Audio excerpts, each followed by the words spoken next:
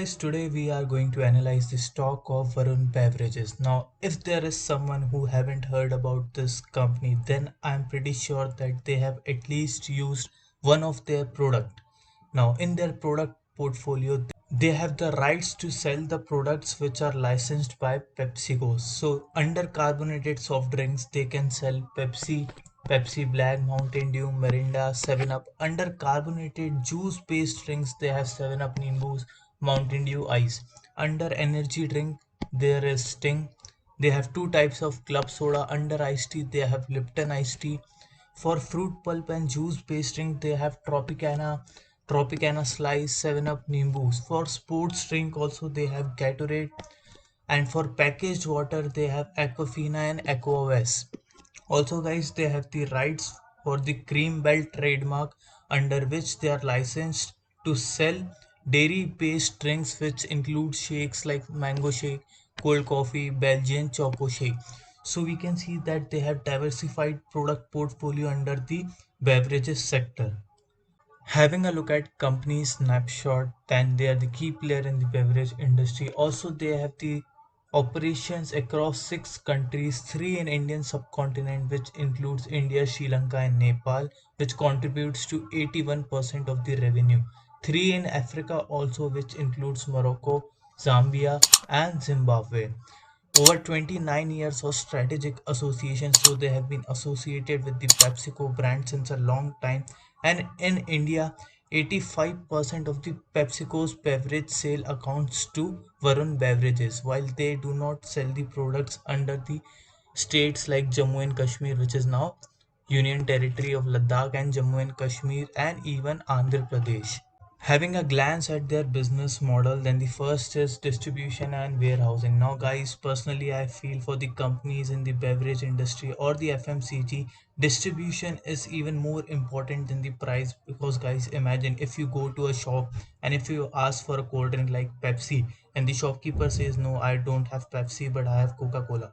So, how many of us would refuse to drink Coca Cola or would go to the next shop to find Pepsi? And in fact, we'll consume the other substitute of that product, even if it is 1 or 2 rupee more expensive than the Pepsi. So, distribution makes a lot of difference for the sales of the company. And for PepsiCo, that is Varun Beverages, they have 90 plus depots, 2,500 plus owned vehicles, and 1,500 primary distributors across the country. For customer management also they have installed 8 lakh plus YC coolers across the country. In market execution they have experienced region specific sales team. Also they are responsible to reaching every sixth person in the world. For production optimization, cost efficiencies, they have backward integration. They are focusing more on backward integration and as well as innovation in packaging. So guys, current market cap of the company is around 39,000 crores. So it is completely a mid-cap stock. The current price of the stock is 901 rupees while book value is 91. So because of which price to book value is 9.85. But when we have a look at the industry PBV ratio, it is just 2.92. The P ratio of the stock is 68, while for industry P ratio average is around 44. So we can see here that even P ratio of the stock as well as book value of the stock is more than the industry. Now the reason for that because it is one of the leading company in the beverages, because of which it has been given higher valuation. Return on capital employed is 10.7 percentage and return on equity is 11 percentage. So these returns ratios are not huge. While stock has a dividend yield of 0.28%, which is not huge again, and face value is rupees 10, while it has generated 105% returns in the last 1 year. So it has doubled the money of its investors in last 365 days. Debt to equity ratio is 0.44, so company also has some amount of debt but not a huge debt. Seeing further details about the company, then we can see that Varun Beverages is part of RJ Corporation and it is the largest franchise for Pizza Hut, KFC, Cream Bell and Costa Coffee in India. Having a look at the sales volume breakup, then in 2019 we can see that 70.6% of the sales were coming from carbonated soft drinks, which are known as CSDs, and 22.7% of the volumes accounted for selling packaged drinking water under the brand Aquafina. Rest 6.7% came from non-carbonated beverages, sorry. For sales volume, we can see that 19.8% CAGR in the Indian markets and even 22.1% CAGR growth in international market. So these rates looks impressive. So company has been able to grow their sales at a rapid pace in the last few years. Varun Beverage is also focusing on backward integration where company is integrating operations like production of preforms, crowns, plastic closures, corrugated boxes, corrugated pads, plastic crates and shrink wrap films which are used for the production of beverages, and the company also has 55% stake in the Lunar Mac Technologies Private Limited which produces and sells PET bottle caps and crown caps. If we compare Varun Beverages with its peers in the FMCG sector, while the industry is food processing, we can see names like Hatson Agro, Zydus Wellness, KRBL. We can see that the market cap of Varun Beverages is highest and P ratio for most of the companies is above 50. So yes, P ratio of Varun Beverages looks decent, while dividend yield for each company is almost similar, which is less than 0.50 percentage. While net profit per quarter is good for Varun Beverages and even change in quarterly profit, we can see a growth of 118%. Even change in quarterly sales is almost 50% for Varun Beverages, but when we have a look at the return on capital employed percentage, we can see it is around 10 to 11% for Varun Beverages, while for other companies it seems higher like 19, 19, 18, 17. So the only concern for Varun Beverages is return ratios while they are performing excellent on other parameters. Having a look at the performance of Varun Beverages in the recent time, we can see that revenue, that is the net sales for quarter two, year on year, there is a jump of 49%. And if this H1 is the first half of the year, so if we see for FY21, there is a jump of 41.4% as compared to previous first half of FY20.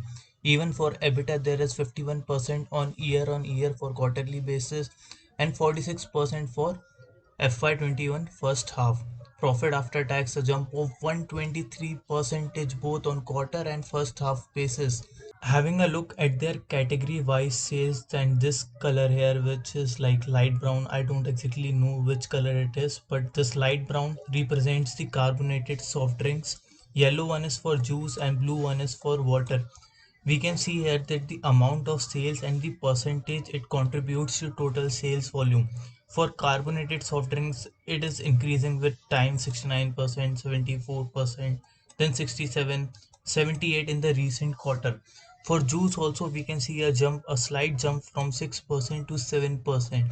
But for water, it has been decreasing with time, 25, 20, 15.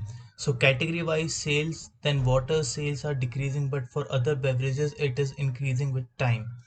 So sales of different categories of product might grow at a different rate, but the important point which we need to focus is that the revenue of the company must grow. And here we can see a revenue trend in the last few years. We can see that revenue was growing at a CAGR of 13%, while in the last 2 years revenue was impacted by the COVID-19 and the lockdowns. But this chart here represents just the first half of FY21, and we can see that the sales have almost reached 46,907 million, which is more than the half of the previous year or any other year.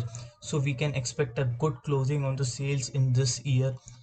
If we have a look at the profit and tax and the margins, we can see this graph is growing. Profit after tax margins have reached to 9.7%.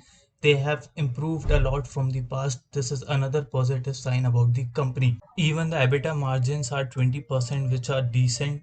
And if we look at the net debt to equity ratio, we can see around 2016 and 2017 it was above 1, around 1.2, 1.3, but now it is just 0.6. So company is reducing debt with time. This is another great news about the company.